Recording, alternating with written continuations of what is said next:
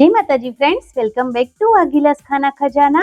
Malpua perfect ના બનતા હોય તો આ રેસીપી સ્કીપ કર્યા વગર પૂરેપૂરી જોજો, કેમ કે હોળીનો તહેવાર હોય તો ઘરમાં બીજું કંઈ બને કે ન બને, પણ માલપુડા તો દરેકના ઘરમાં ચોક્કસથી બનતા જ હોય છે. તો આજે આપણે માલપુડા એકદમ ઓછા તેલનો ઉપયોગ કરીને તવા પર જ બનાવીશું. રૂ જેવા પોચા અને એકદમ ઓછી મહેનતમાં આ માલપુડા બને છે અને ઠંડા થયા પછી પણ સોફ્ટ જ રહે છે.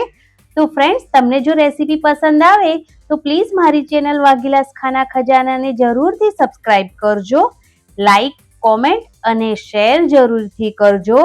તો આ માલપુડાની જે રેસીપી છે એ આપણે ઘઉંના લોટમાંથી જ બનાવીને રેડી કરીશું. તો રેસીપી પૂરેપૂરી જરૂરથી જોજો. તો ચાલો માલપુડા બનાવવાની શરૂઆત કરી લઈએ. તો સૌથી પહેલા મેં અહીંયા ગોળ લઈ લીધો છે. તો મેં અહીંયા ગોળને ચાકુથી કટ કરીને લીધો છે. તમારી પાસે જે પણ ગોળ હોય તમે તેનો ઉપયોગ કરી શકો છો. તો અહીંયા મેં 1.5 વાટકી જેટલો ગોળ લીધો છે, તેને એક બાઉલમાં એડ કરી દઈશું. અને હવે આ ગોળને આપણે ગેસ પર ગરમ કરીને નથી ઓગળવાનો. આ રીતે એકદમ રૂમ ટેમ્પરેચર વાળું 1 ગ્લાસ પાણી એડ કરીને આ રીતે હાથેથી જ તેને ઓગાળી દેવાનો છે, ચમચની મદદથી. તો તમારે આ ગોળને ઓગાળવા માટે ગરમ પાણીનો પણ ઉપયોગ નથી કરવાનો. બસ આ જ રીતે થોડું હલાવીશું તો ગોળ એકદમ સારી રીતે ઓગળી જશે. હવે આ ગોળને સાઈડ પર રાખીશું અને અહીંયા મેં 1.5 થી 2 વાટકી જેટલો ઘઉંનો, જે આપણે રોટલી બનાવીએ તે લોટ લીધો છે. તેની સાથે વરિયાળી લીધી છે અને થોડો ઇલાયચી પાવડર લીધો છે. હવે એક મોટું બાઉલ લઈશું અને તેની અંદર અડધો લોટ એડ કરી દઈશું.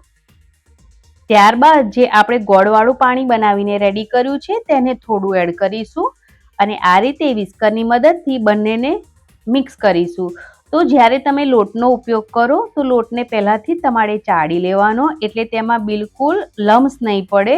હવે જે બાકીનો લોટ છે તેને પણ એડ કરી દેવાનો છે અને હવે જે ગોળવાળું પાણી છે તેને થોડું થોડું આપણે આ રીતે એડ કરતા જઈશું અને બેટર બનાવીને રેડી કરી લઈશું. તો ફ્રેન્ડ્સ, એક સામટું આપણે જે આ ગોળવાળું પાણી છે તેને એડ નહીં કરીએ. આ રીતે જેમ પ્રમાણે આપણને જરૂર લાગે ને તે પ્રમાણે આપણે બેટરમાં થોડું થોડું ગોળવાળું પાણી એડ કરીશું અને બેટર બનાવીને રેડી કરીશું.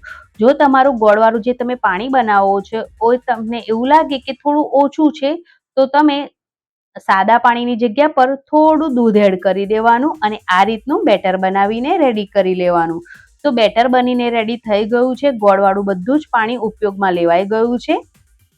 તો હવે તેની અંદર 2 ચમચી ભરીને વરિયાળી એડ કરીશું અને અડધી ચમચી જેટલો ઇલાયચી પાવડર એડ કરીશું. આ બંનેનો ટેસ્ટ માલપુડામાં ખૂબ જ સરસ આવે છે. તો તેને જે પ્રમાણે તમે બેટર બનાવો તે પ્રમાણે એડ કરી દેવાનું વરિયાળી અને ઇલાયચીનો પાવડર અને તેને પણ એકદમ સારી રીતે મિક્સ કરી લેવાનું. તો આ રીતનું બેટર બનાવીને રેડી કરવાનું છે, ના વધારે જાડું કે ના વધારે પાતળું, મીડિયમ એવું. હવે ઢાંકણ ઢાંકીને તમારી પાસે જેટલો ટાઈમ હોય એ પ્રમાણે રેસ્ટ પર મૂકવાનો, પણ કમસે કમ 5 થી 10 મિનિટ માટે રેસ્ટ પર મૂકી દેવાનું આ બેટરને. તો મેં અહીંયા આ બેટરને 10 મિનિટ માટે રેસ્ટ પર મૂક્યું હતું. હવે ફરી એકવાર ઢાંકણ ખોલી અને તેને આપણે મિક્સ કરી લઈએ. તો બેટર રેડી થઈ ગયું છે. હવે ગેસ પર તવો ગરમ કરીશું અને તેની ઉપર થોડું તેલ આ રીતે એડ કરી દઈશું, જેથી જ્યારે આપણે બેટર એડ કરીએ તો તળિયે ચોંટી ના જાય એટલા માટે. ગેસની જે ફ્લેમ છે એ મેં પહેલાં તવો એકદમ સારી રીતે ગરમ કરી લીધો હતો અને ત્યારબાદ ગેસની ફ્લેમ મેં મીડિયમ કરી દીધી હતી. અને હવે જે પ્રમાણે તમારે માલપુડા જોઈએ એ પ્રમાણે થોડું બેટર લેવાનું છે અને આ રીતે તેને એકદમ ગોળકારમાં ફેરવી દેવાનું છે. તો તમારે જો થોડા મોટા માલપુડા બનાવવા હોય તો તમે થોડું વધારે બેટર પણ એડ કરી શકો છો. હું અહીંયા મીડિયમ માલપુડા બનાવીને રેડી કરી રહી છું. તો આ રીતે તેની ફરતે થોડું તેલ એડ કરી દેવાનું છે. તમે તેલની જગ્યા પર ઘીનો ઉપયોગ પણ કરી શકો છો. હવે થોડું ઉપરથી જે માલપુડા છે એ કૂક થાય એટલે તેને બીજી સાઈડ પલટાવી દેવાના છે અને બીજી સાઈડ પર પણ થોડું તેલ એડ કરી દેવાનું છે. અને ગેસની જે ફ્લેમ છે એ મીડિયમ ટુ હાઈ ગેસની ફ્લેમ રાખવાની છે અને આ જે માલપુડા છે તેને બંને સાઈડથી એકદમ સારી રીતે કૂક કરી લેવાના છે. તો એક માલપુડાને કૂક થવામાં 3 થી 4 મિનિટ જેટલો ટાઈમ લાગે છે અને માલપુડો એકદમ સરસ ક્રિસ્પી અને ક્રન્ચી બનીને રેડી થાય છે. તો તો માલપુડો રેડી છે, તેને કાઢી લઈએ, તવા પરથી નીચે ઉતારી લઈએ અને આ જ રીતથી બાકીના બધા જ માલપુડા અહીંયા મેં બનાવીને રેડી કરી લીધા છે. તો ચાલો આ માલપુડાને સર્વ કરી લઈએ.